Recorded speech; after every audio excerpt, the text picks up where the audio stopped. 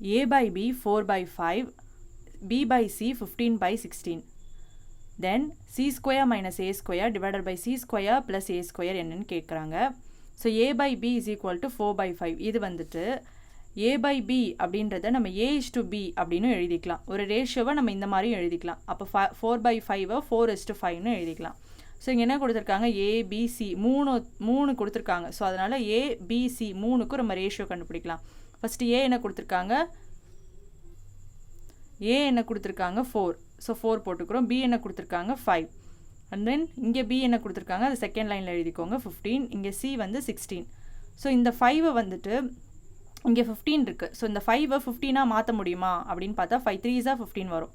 அப்போ 4ஐயும் நம்ம என்ன பண்ணணும், இந்த லைன் ஃபுல்லாக இந்த 4ஐயும் நம்ம என்ன பண்ணோம் 3ஆல் மல்டிப்ளை பண்ணணும். ஸோ 4 3s 12, அதை இங்கே போட்டுக்கலாம்.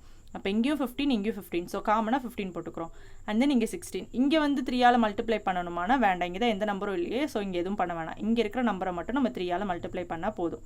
ஸோ இப்போ வந்து நம்ம பார்த்திங்கன்னா A is to B is to C ஓட ரேஷியோ கண்டுபிடிச்சிட்டோம். 12 is to 15 is to 16. இப்போது ஏயோட வேல்யூ என்னது 12, சியோட வேல்யூ என்னது 16. அப்போ இதில் வந்து நம்ம சப்ஸ்டியூட் பண்ணலாம். ஸோ சப்ஸ்டியூட் பண்ணுறோம் அப்படின்னா ஏயோட வேல்யூ 12. ஸோ ஏன்ற இடத்துல நம்ம 12 போடுறோம். சியோட வேல்யூ 16. ஸோ சின்ற இடத்துல நம்ம 16 போடுறோம். இங்கே எல்லாத்துக்கும் ஸ்கொயர் கொடுத்துருக்கனால நம்ம ஸ்கொயர் பண்ணிக்கிறோம். So 16 square 256, 12 square 144. ஸோ கீழேயும் அதே தான். இப்போ 256ல் 144 போயிடுச்சு அப்படின்னா 112 கிடைக்கும். 256 + 144 ஆட் பண்ணிங்க அப்படின்னா 400 கிடைக்கும். இப்போ 112ஐயும் 400ஐயும் எப்படி வந்து டிவைட் பண்ணலாம் அப்படின்னு நான் உங்களுக்கு சொல்லித்தரேன். ஸோ இது நீங்கள் குட்டி குட்டி நம்பர்லையும் டிவைட் பண்ணலாம், பட் இப்படியும் டிவைட் பண்ணலான்றதை தெரிஞ்சுக்கோங்க. நீங்கள் சின்ன சின்னதாக 2ஆல் 3ஆல் அப்படி சின்ன சின்ன நம்பர்லையும் நீங்கள் டிவைட் பண்ணிக்கலாம். ஸோ பெரிய நம்பரில் எப்படி டிவைட் பண்ணலான்னு பார்க்கலாம். இங்கே 400 இருக்கனால இப்போ வந்து 25 டேபிள் எடுத்துக்கிட்டிங்கன்னா 25 வந்து 4 டைம்ஸ் போட்டிங்கன்னா உங்களுக்கு 100 கிடைக்கும். அப்போ திரும்ப ஏன்னா இங்கே 4 டைம்ஸ் 100 வந்து 4 டைம்ஸ் போட்டால் 400 கிடச்சிருது இல்லையா. ஸோ அப்போ வந்து இன்னொரு 4 டைம்ஸ் போட்டிங்கன்னா, அதாவது 25ல் இன்னொரு 4 டைம்ஸ் போடும்போது நமக்கு இங்கே 200 கிடைக்கும். இன்னொரு 4 டைம்ஸ் போட்டிங்கன்னா 300 கிடைக்கும். இன்னொரு 4 டைம்ஸ் போட்டிங்கன்னா 400 கிடைக்கும்.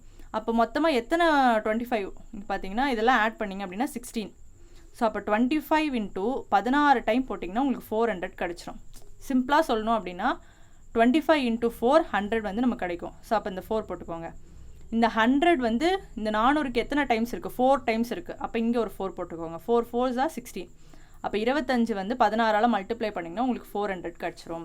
ஸோ இப்போ இங்கே பார்த்தீங்க அப்படின்னா 25ஆல் மல்டிப்ளை ஆகுது. மேலே 25ஆல் மல்டிப்ளை ஆகுமா பார்த்தாலே சொல்லினா இது கண்டிப்பாக 25 டேபிளில் போகாது, 112. அப்போ என்ன பண்ணலான்னா இங்கே வேறு என்ன இருக்குது பார்த்தீங்கன்னா இந்த 400 வந்து 16 டேபிளில் போகுது. அப்போ இந்த 112 16ஆவது வாய்ப்பாடில் போகுதா அப்படின்னு பார்க்கலாம். ஸோ 16 இங்கே என்ன வரும் நமக்கு தெரியாது, எதால் மல்டிப்ளை பண்ணால் 112 கிடைக்கும்னு தெரியாது. பட் இங்கே இருக்கிற லாஸ்ட் நம்பர் 112ல் லாஸ்ட் நம்பர் 2 நமக்கு தெரியும். அப்போ இங்கே எந்த நம்பர் போட்டால் இங்கே 2 வரும், 6 2s 12. அப்போ இங்கே 2 வரும். ஆனால் 16 × 2 டைம்ஸ் போட்டிங்கன்னா உங்களுக்கு 32 கிடைக்கும். பட் இங்கே 112 இருக்குது. ஸோ நெக்ஸ்ட் நம்ம என்ன பண்ணலாம்னா 7 டேபிளில் போடலாம். 6 7s 42, 6 7 42.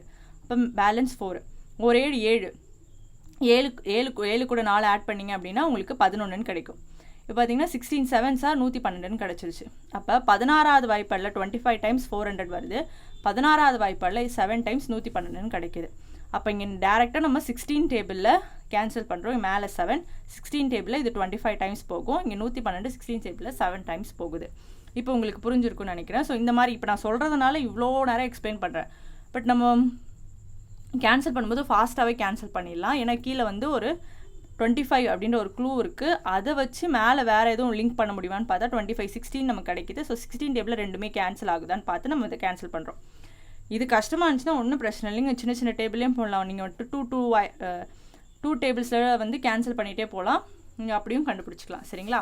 ஸோ அப்போ 112 400, அதாவது 112 400ஆல் நம்ம டிவைட் பண்ணுறோம். ஸோ மேலே வந்து 7 கிடைக்கும், கீழே வந்து 25 கிடைக்குது. ஸோ இந்த கேள்விக்கான பதில் வந்து option B 7/25 is the right answer. Okay, இதில் இன்னொரு மெத்தட் இருக்குது, நான் அதையும் சொல்லித்தரேன். இப்போ பார்த்தீங்கன்னா A is to B is to C அது மட்டும் தான் நம்ம பார்த்தீங்க அப்படின்னா இங்கே போட்டோம் இல்லையா. டேரெக்டாக ஏவோட வேல்யூ அண்ட் தென் சியோட வேல்யூ.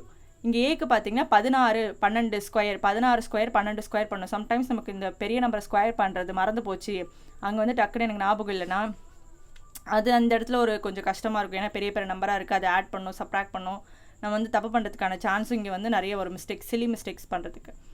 ஸோ அப்போ இங்கே வந்து A:C தான் இந்த கொஷினில் கேட்டிருக்கிறதுனால இந்த ஏக்கும் இந்த சிக்கும் நம்ம தனியாக ரேஷியோ கண்டுபிடிச்சிக்கலாம். ஸோ இங்கே A என்னது 12, C என்னது 16.